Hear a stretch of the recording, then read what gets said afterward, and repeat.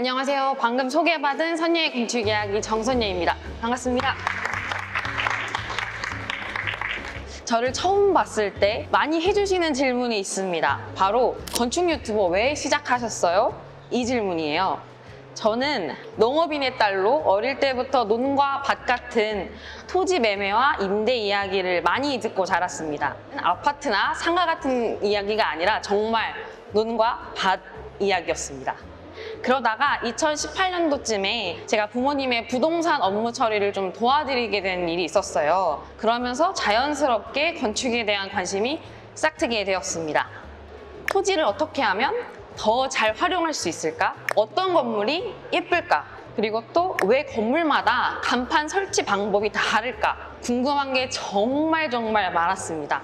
그러면서 나도 건축을 한번 해보고 싶다. 내가 원하는 건물을 지어보고 싶다. 이런 꿈이 조금씩 자라나게 되었습니다. 그때 제 머리에 딱 떠오른 한 사람이 있었습니다. 나한테 건축 관련된 일을 하시는 이모부가 있잖아. 저는 그래서 이모부께 바로 달려가서 제가 궁금했던 것들을 잔뜩 여쭤봤어요. 저 건물은 왜 층고가 높아요? 건물이 네모 반듯하지 않은 이유는 뭔가요? 저기에는 왜 저런 건물밖에 지을 수 없나요? 이런 질문들을 정말 많이 했어요. 그래서 이모부께서는 열심히 알려주시고 저도 엄청 재밌게 공부를 했답니다. 이모부께서는 본인이 알려주시는 거를 제가 이해하고 있다는 게 좀 신기하셨나 봐요. 그러면서 한편으로는 조금 귀찮아하셨던 것도 같아요. 그러다가 어느 날 이모부께서 불쑥 내가 건축을 알려줄 테니까 유튜브 한번 해볼래? 솔직하게 저한테는 그게 손해는 아니었어요. 그리고 저는 혼자 공부하는 것보다는 그래도 이 정보들을, 제가 공부한 내용들을 다른 분들과 공유를 하면서 다 같이 공부하면 성장하는 데 더 도움이 되겠다, 이렇게 생각을 하게 되었습니다. 그래서 선예의 건축 이야기 유튜브 채널을 만들게 되었고요. 건축을 하겠다는 꿈을 이루면서 좀 공부를 시작하긴 했는데 공부를 하면 할수록 제가 건축을 하기에는 자금 상황이라던가 저의 건축 계획이라던가 여러모로 조금 부족한 게 많았어요. 그래서 당장 건축할 수 없다는 생각에 괜히 속상했던 적도 많습니다. 하지만 이 경험이 미래의 나에게 큰 밑거름이 될 거야 라고 스스로 다독이면서 제가 할 수 있는 최선을 다해보자 라고 다짐을 했습니다. 그래서 건축 공부를 하면서 실제 현장에 계신 건축 관계자분들과 다양한 건축주분들의 이야기를 많이 들어보면서 성공적으로 건축을 하신 분들은 몇 가지 공통적인 원칙이 있구나 깨닫게 되었습니다. 그래서 오늘 이 자리에서는 제가 직접 깨달은 성공한 건축주들이 공통적으로 지키는 4가지 원칙을 여러분들께 알려드리려고 합니다. 첫 번째는요, 바로 나만의 우선순위를 명확하게 정하는 것입니다. 성공한 건축주들은 자신이 어떤 건물을 짓고 싶은지, 또 그 중에서 어떤 것들을 중요하게 생각하는지 이런 가치들이 명확하게 정해져 있더라고요. 사실 그게 뭐 이렇게 대단한 건가? 라고 생각하실 수 있는데요. 결과적으로 엄청 차이가 나게 됩니다. 일단 설계 단계부터 달라지게 됩니다. 내가 중요하게 생각하는 가치를 명확하게 알고 있기 때문에 설계 과정에서 어떤 것들을 더 넣어달라, 또 어떤 것들을 빼달라고 요청할지 정확하게 알고 있어요. 그러면서 동시에 예산을 초과하지 않도록 또 덜어내는 것도 과감하게 진행할 수 있죠. 이런 빠른 판단은 나에게 꼭 맞는 설계 도서를 신속하게 만들어내는데 원동력이 됩니다. 견적받을 때도 같습니다. 견적을 받을 때 내 예상보다 너무 비싸다면 당연히 어떤 것들을 빼내야겠죠? 근데 이때 어떤 걸 빼야 할까요? 만약 나만의 우선순위가 제대로 정해져 있다면 견적 파악하는 것도 빨라지고 그에 맞춰서 도면 변경이나 또 견적 변경도 신속하게 진행될 수 있습니다. 반대로 우선순위가 없다면 어떤 걸 결정해야 될지 또 몰라가지고 견적 파악도 어렵고 도면 변경도 늦어지게 됩니다.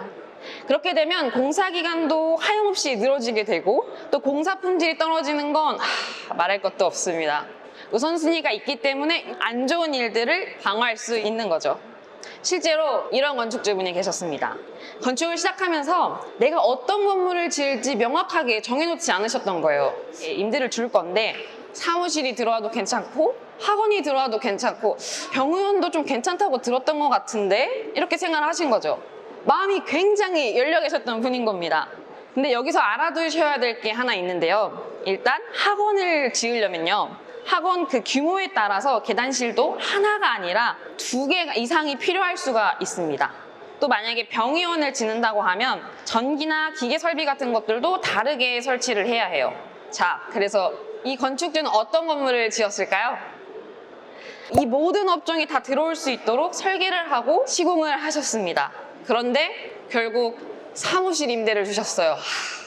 결론적으로는 사무실 임대를 줄 근린생활 건물을 최소 1.5배 비싼 공사비로 지었고 심지어는 더 넓게 만들 수 있는데 면적을 다 잃어가면서 지으신 거죠. 제가 왜 우선순위 정하는 게 파급력이 크고 중요하다고 하는지 아시겠죠? 두 번째 성공 요인은 건축주가 설계 과정에 적극적으로 참여해야 된다는 겁니다. 의외로 많은 분들이 건축사가 이런 설계도면 알아서 잘 만들어주는 거 아니야? 이렇게 생각을 하세요. 하지만 그게 아닙니다. 건축사가 이런 설계도면을 알아서 만들어줄 수 있으려면 나의 생각과 건축사의 생각이 완벽하게 동일화되어야 해요. 근데 같은 사람이 아니잖아요, 저희. 그러니까 설계 과정에서 적극적으로 참여한다. 이 말은 나의 건축 계획에 맞게 도면이 반영이 되었는지 직접 확인할 줄 알아야 한다. 이 뜻입니다. 그렇다면 건축주가 이 도면을 직접 파악하고 분석할 줄 알아야 되는 걸까요? 그건 아니고요. 내가 말했던 아이디어들이 도면에 어떻게 그려졌는지, 또 이 방은 어떤 용도로 해달라고 했는데 잘 반영이 되었는지, 또 창 같은 경우에는 나 이렇게 설치해달라고 했는데 도면이 잘 그려졌나요? 이런 것들을 직접 확인하실 줄 알아야 된다는 말씀입니다. 이렇게 건축주가 설계에 직접 참여해서 확인을 하게 되면 의사결정이 굉장히 빨라지게 돼요. 그 결과 설계 과정은 훨씬 더 수월해지고요. 빠르게 진행될 수 있습니다. 반대로 설계에 건축주가 참여를 하지 않는다면 어떻게 될까요? 일단 건축주는 자신이 생각했던 건물의 설계 도면이 맞는지 아닌지 파악하는 게 불가능합니다. 그런 상태에서 시공에 들어가게 되면 잘못됐구나 이런 거를 깨닫게 되는 거죠. 그때 설계를 바꾸게 되면 공사기간 늘어나게 되고 공사비는 말할 것도 없이 증가를 하게 됩니다. 더 골치 아픈 건 건설사와 건축사 모두와 갈등이 생겨서 싸울 수 있게 된다는 거예요. 건축사 입장에서는 아니 건축주가 해달라는 대로 다 그려줬고 중간에 별말이 없어가지고 내 설계에 문제가 없구나 이렇게 생각을 했는데 갑자기 바꾸겠다고 하면은 좀 당황스럽죠. 건설사 입장에서는 공사를 멈춰야 되는 거죠. 그래서 공사기간도 당연히 늘어나게 되고 불필요한 관리비도 발생하게 됩니다. 건축주가 건축사와 건설사와 모두와 적이 되는 순간 그 건축 프로젝트는 지옥행 급행열차를 타는 것과 마찬가지이게 됩니다. 그래서 건축주가 설계부터 꼼꼼하게 적극적으로 참여를 해야지 공사까지 순탄하게 이어질 수 있습니다. 세 번째 성공 요인은요, 바로 건축 순서를 철저하게 지키는 겁니다. 먼저 건축주가 지켜야 될 건축 순서를 간단하게 짚어볼게요. 일단 어떤 건물을 지을지, 또 자금 조달은 어떻게 할지 건축 계획을 세웁니다. 그 다음에 설계를 해줄 건축사를 찾아서 설계를 진행을 하는 거죠. 설계 후에는 이제 건설사를 찾아야겠죠. 여러 건설사들에게 견적을 받아보고 비교한 다음에 건설사와 계약을 진행합니다. 그 다음에 마지막으로 이제 공사를 진행하고 준공까지 무사히 마치시면 되는 거죠. 아니 순서 지키는 거 당연한 거 아니야? 뭐 당연한 소리를 하고 있어? 이렇게 생각하실 텐데요. 의외로 순서를 지키지 않는 건축주분들이 정말 많습니다. 대표적인 케이스가 이런 케이스예요. 나 건축할 거야. 이렇게 생각을 했어요. 그럼 건축 계획을 세워야 하잖아요. 그런데 계획 없이 그냥 바로 건설사에게 찾아갑니다. 그런 다음에 건축 계획을 건설사랑 세우는 거예요. 심지어는 설계 도면도 없는 상태에서 공사비를 이야기를 합니다. 그런 다음에 건설사가 소개해준 건축사한테 찾아가지고 설계 도면을 만들어서 공사를 진행하는 거죠. 문제는 이게 건설사와 같이 세운 계획이기 때문에 건축주의 온전한 계획이 들어갔다고 할 수 없어요. 그리고 또 설계 도면도 건축주의 의사가 제대로 반영된 게 아니라, 이렇게 말씀드리면 좀 그렇긴 한데 건설사가 공사하기 편한 방향으로 설계가 되었을 가능성이 매우 높아요. 그리고 여러 건설사를 만나보면서 이 견적이 합리적인지 비교를 하고 최적의 공사비를 선택했어야 되는데 그렇지 못했던 거죠. 결국에는 남들보다 공사비 더 써가면서 내 취향에 맞지 않는 건물을 짓는 거랑 똑같은 셈이 되는 거죠. 당연하고 간단한 이치이지만 이 건축 순서를 지키지 않아서 실패하는 건축주가 정말 많으니까요. 여러분들 꼭 기억해 주셨으면 좋겠습니다. 마지막으로 네 번째 성공 요인은 자금을 철저하게 준비하고 대금 지급을 약속대로 하자입니다. 한마디로 돈입니다. 대부분의 건축주들은 대출을 받아서 건축을 진행하게 되죠. 그런데 건축을 진행하면서 사실 예상치 못한 부분에서 돈을 내야 하는 경우가 정말 많아요. 그런데 건축주분들이 이 부분을 많이 간과하고 계시더라고요. 그래서 건축을 문제없이 제대로 마치려면 내가 감당이 가능한 건축비가 얼마인지 정확하게 알고 있어야 하고요. 그리고 또 여유 자금이 어느 정도 준비가 되어 있어야지 최소한의 건축비로 건축을 알뜰살뜰하게 잘 진행할 수 있습니다. 그리고 이 돈은요, 건설사의 신뢰에도 엄청나게 영향을 많이 미치게 됩니다. 우리가 건설사가 이 사람들 일 잘하고 있는 거야? 공사비 더 달라고 하는 거 아니야? 이런 걱정을 하잖아요. 건설사도 마찬가지로 걱정을 합니다. 저 건축주 우리한테 공사대금 제때 잘 줄 수 있을까? 이렇게 생각을 하죠.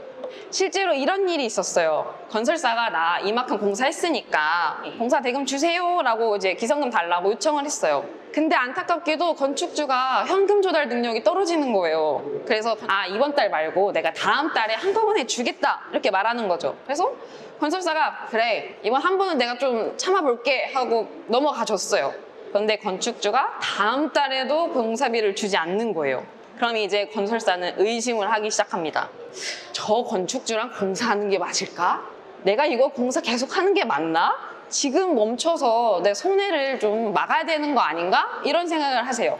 건설사는 열심히 일했고 하도급 업체에게 돈도 보내야 되는데 그리고 또 현장 관리 비용도 계속 발생하게 돼요. 근데 건축주가 공사비를 안 주면 제대로 안 줬다고 이제 현장이 제대로 돌아가지 않는 거죠. 문제는 여기서 그치지 않습니다. 돈을 받지 못한 하도급 업체는 현장에 제때 오지 않아요. 여기가 돈을 주지 않는 현장이라는 게 다 소문이 난 거죠. 그렇게 되면 당연히 공사 품질은 뚝뚝 떨어지게 되고 공사 기간은 하염없이 늘어지게 되고 건축주가 부담해야 되는 대출이자는 계속 증가하게 됩니다. 그만큼 건축비를 잘 관리하고 약속된 시기에 대금 지급하는 것은 정말 중요합니다. 솔직히 건축을 성공하는 방법 아주 간단한 거 하나 있어요.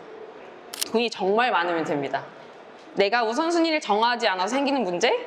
돈으로 다 커버하면 되고요. 설계 참여 안 하고 건축 순서 지키지 않은 것들 다 돈이 해결해줘요. 하지만 우리가 돈이 정말 많은 게 아니잖아요. 그러니까 성공적인 건축을 꿈꾸는 건축주분들이라면 오늘 제가 말씀드린 요 4가지 원칙들 꼭 기억하고 실천해 주시면 좋겠습니다. 모두 건축 성공하실 수 있을 겁니다. 마무리하면서 제가 여기서 한 가지 더 말씀드리고 싶은 게 있는데요. 제가 건축주들을 만날 때마다 매번 여쭤보는 게 있습니다. 예비 건축주분들에게 조언 하나 해주세요. 답해주시는 내용은 다 제각각이긴 한데요. 공통되게 항상 말씀해주시는 게 있습니다. 바로 공부를 해라 이거예요. 여기서 공부는 건축 지식 공부를 말하는 게 아닙니다. 바로 나를 알아가야 하는 공부를 말하는 겁니다. 그래야 내가 진정으로 원하는 게 무엇인지 또 나의 욕망이 어떤 건지 정확하게 알고 그에 맞춰서 건축 계획도 제대로 세우고 또 자재도 알아보고 할 수 있는 거예요. 나를 제대로 알고 나면 자연스럽게 건축 공부도 따라오게 됩니다. 이거는 그 누구도 대신해 주는 게 아닙니다. 오로지 나만 할 수 있는 겁니다. 저 역시도 유튜브 하면서 계속 저의 자신에 대해서 공부를 하고 있습니다. 나에 대해서 공부를 한 다음에 이제 본격적으로 좀 건축 공부하고 싶은데 싶으시다면 선예의 건축 이야기 채널에서 저와 함께 공부하시면 되고요. 오늘 제가 말씀드렸던 4가지 원칙과 나를 알아가는 공부 잊지 말아주시고요. 건축 준비 잘하셔서 여러분 모두 성공하는 건축주 되시길 바라겠습니다. 감사합니다.